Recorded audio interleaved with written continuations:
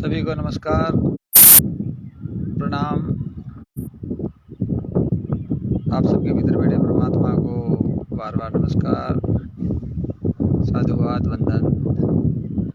आप सबका हृदय की गहरे से बहुत बहुत धन्यवाद, आभार। आज हम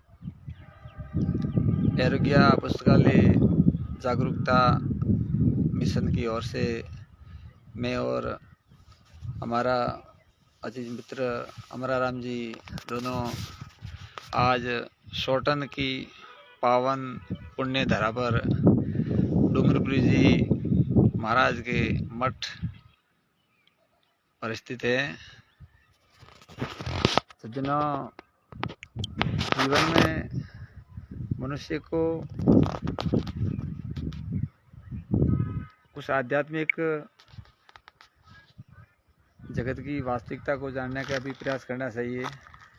ऐसा शास्त्रों में और संतों के मार्गदर्शक में सुना जाता है कि सोटन की ये जो धरती है वह अनेक प्रकार के महान विभूति, महान संत, महान पुरुषों के द्वारा तपोस्थली मानी जाती है। इस सोटन की धरा पर पांडवों ने भी अपना समय बिताया था और उन्होंने भी यहाँ पर तपस्या की थी अपने अज्ञातवास में, ऐसा बताया जा रहा है। यहाँ पर गौमुख भी है और यहाँ पर विष्णु बगलिया और ये इंद्रभाण भी जो अभी आपके सामने दिखाई दे रहा है, ये ऐसी मान्यता है कि यहाँ पर इंद्र की अप्सराएं स्नान करने आती थी और डूंगरा परमेश्वरा नाम से आध्यात्मिक शक्ति के केंद्र माने जाने वाले डूंगरपुरी जी महाराज की ये तपोस्थली है, वो जो सामने मठ दिखाई दे रहा है। और ये जो पर्वत है वह एक पवित्र संतों का सानिध्य, महापुरुषों का सानिध्य रहा है।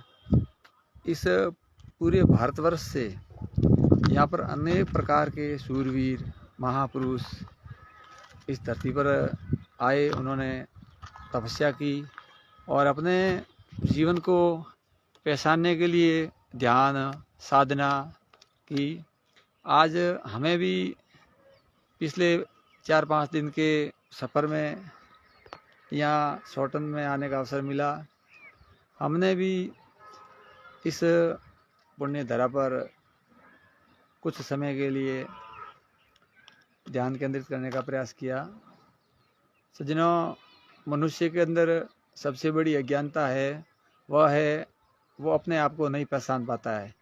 और सबसे बड़ा ज्ञान उसे ही माना जाता है कि वो मनुष्य अपने आप को पहचान लेता है कि मैं परिपूर्ण परमात्मा का एक अंग हूँ और मैं जीवन की हर एक प्रकार की वास्तविकता को समझने और समझाने में साकार हो सकता हूँ। केवल अज्ञानवश,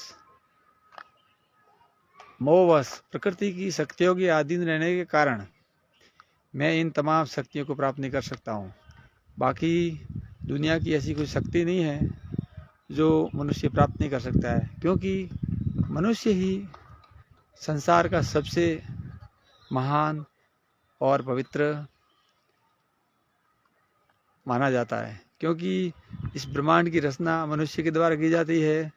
और जब मनुष्य के अंदर असत्य, अन्याय, अधर्म, अनीति ये सब पैदा होने शुरू हो जाते हैं, तब मनुष्य राक्षस प्रवृत्ति का हो जाता है और मानव के साथ ऐसे अंतर्गत कर्म करने शुरू कर देता है।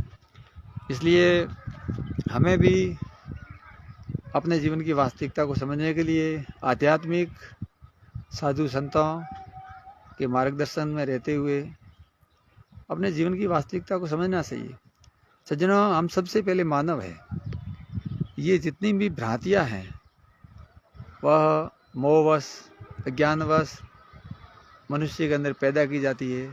आस्था, प्रथा, धारणा, ये सब कुछ मनुष्य के अंदर ऐसी धारणाएं कुछ अपने स्वार्थ सिद्ध करने वाले लोगों द्वारा पैदा की जाती है, जिसके कारण मनुष्य को ऊंचा नीचा भागों में बांटा जाता है। बाकी मानव में कोई अंतर नहीं होता है। मानव को कर्मों के आधार पर बांटा जाता है और वह जब तक मनुष्य अपनी साधना के प्रथम शरण में प्रवेश करता है तो वह उसकी शूद्र रूपी साधना होती है, और जब वह उस साधना को आगे बढ़ाता है तब वह वैश्यवर्ती में माना जाता है, और जब उस साधना को उससे भी आगे तीसरी श्रेणी में प्रवेश करता है तब वह क्षत्रिय रूपी साधना मानी जाती है। और जब वह अपने निज स्वरूप की प्राप्ति करने का लक्ष्य हासिल कर देता है तब वह ब्राह्मण, ये ब्रह्म में प्रवेश करने की चौथी साधना है। ये कर्म की साधना, कर्म की विद्या है। अर्थ, धर्म, काम और मोक्ष ये प्रत्येक मनुष्य के चारों अधिकार है, लेकिन मनुष्य अपने को जाति के अनुसार बांटकर एक दूसरे से हजारों भागों में बंट रहा है, जिसके कारण आज समाज में इतनी कुरीतियाँ पैदा हो गई है कि मनुष्य का पतन कर रहा है। एक जहरीला जानवर होता है सर्प, अगर उसके सामने अगर छोटा बच्चा आ जाए तो वो भी उसे काटने का प्रयास नहीं करता है, लेकिन मनुष्य को काट देता है, क्योंकि मनुष्य के अंदर जो भावनाएं हैं वो अज्ञानवश ऐसी हो जाती है कि वो अपने आप को मार डालता है।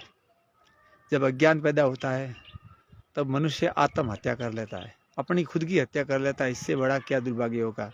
सज्जनों, केवल न केवल ज्ञान के बिना ही इस मानव समाज का पतन हो रहा है, और हम सबको मानव बनकर मानवता के प्रति कर्म करना चाहिए। शिक्षा जागरूकता मिशन आरोग्य पुस्तकालय की ओर से हमारा निरंतर एक ही प्रयास रहेगा कि मानव समाज के अंदर ऐसी शिक्षा की अलग जगाई जाए जिससे वो अपने आप को समझ सके कि मैं कौन हूँ, मेरा क्या स्वरूप है और मेरा क्या असली कर्तव्य है, क्या मैं वो कर पा रहा हूँ या नहीं पा रहा हूँ। बाकी ये सब कुछ इधर ही पड़ा रह जाएगा। पता नहीं इस ज़िंदगी का सफ़र कब रुक जाएगा, कर सले कुछ ऐसे कर्म जीवन धन्य हो जाएगा, जीवन धन्य हो जाएगा। एक बार पुनः आप सबका दिल की अतल गहराइयों से बहुत बहुत धन्यवाद। सज्जनों,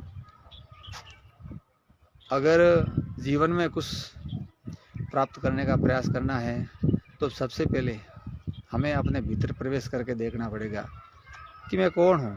अन्यथा जब तक आप बाहरी बार भटकते रहोगे तब आपको वास्तविकता का ज्ञान प्राप्त नहीं होगा। श्री सद्गुरुदेव के कृपा प्रसाद से जो भी हमें मार्गदर्शक बनकर प्रेरणा दी जा रही है, जो भी हमें वास्तविकता का ज्ञान दिया जा रहा है, उसके अनुसार ही हम निरंतर यही प्रयास कर रहे हैं कि इस ज़िंदगी के सफ़र में मानवता के प्रति कर्म करके कुछ जीवन की यादें लेकर जाए। अन्यथा जीवन में कुछ भी साथ नहीं चलने वाला है। एक बार पुनः आप सबका दिल की अतल गहराई से बहुत बहुत धन्यवाद, आभार। जय श्री राम, जय श्री राम, जय भारत माता की, जय भारत माता की।